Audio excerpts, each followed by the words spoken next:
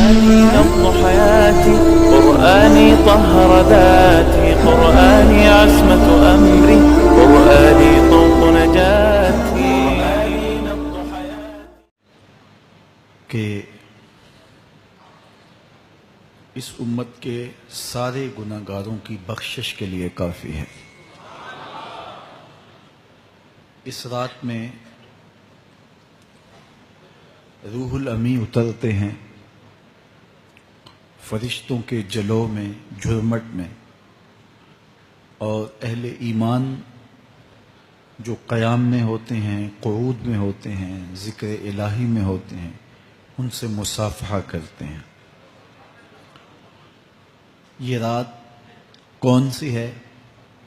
ترکی خیمے میں چٹائی ایک سمت کر کے سر انور حضور نے باہر نکالا اور فرمایا کہ لیلۃ القدر کو آخری عشرے میں تلاش کرو.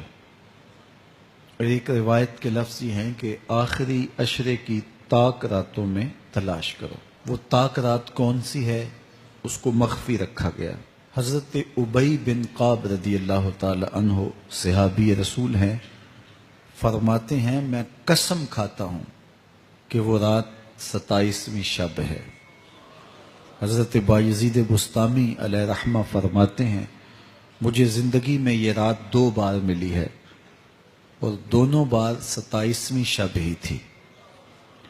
تو ہم اللہ کی بارگاہ میں امید کا دامن پھیلائے ہیں کہ یہی شب ہو اور اس کے دامن سے پھوٹتی ضیائیں ہمارے اندر کے اندھیروں کو ختم کرنے کا ذریعہ بنے. یہ راتیں آتی ہیں اور چلی جاتی ہیں، اور ایک وقت آئے گا کہ یہ راتیں آئیں گی اور ہم نہیں ہوں گے. کتنے لوگ ایسے ہیں جو پچھلے سال تھے لیکن آج نہیں ہیں، ان سے گزشتہ سالوں میں تھے آج نہیں ہیں.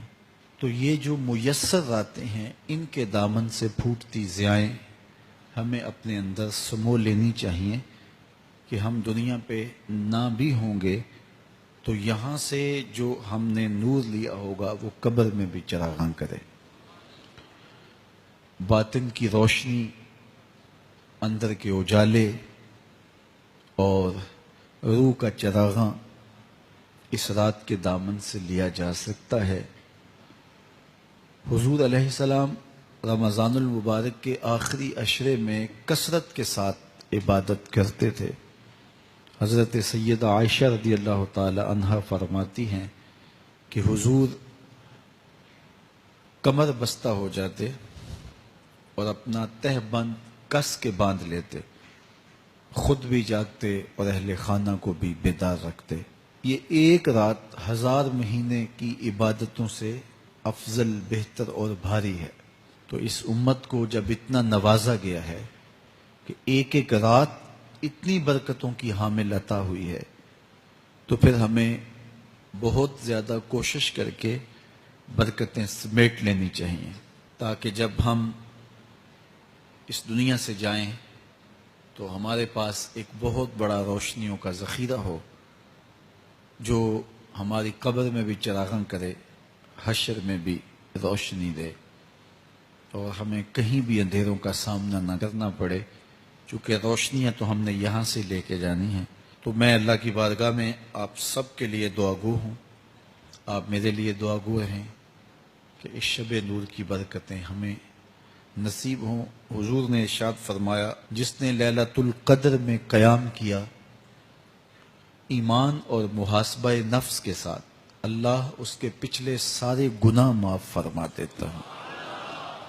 ام المومنین سیدہ عائشہ رضی اللہ تعالیٰ عنہ فرماتی ہیں کہ میں نے عرض کی اے اللہ کے محبوب صلی اللہ علیہ وسلم، اگر میں لیلۃ القدر کو پا لوں تو مجھے پھر کیا دعا مانگنا چاہیے؟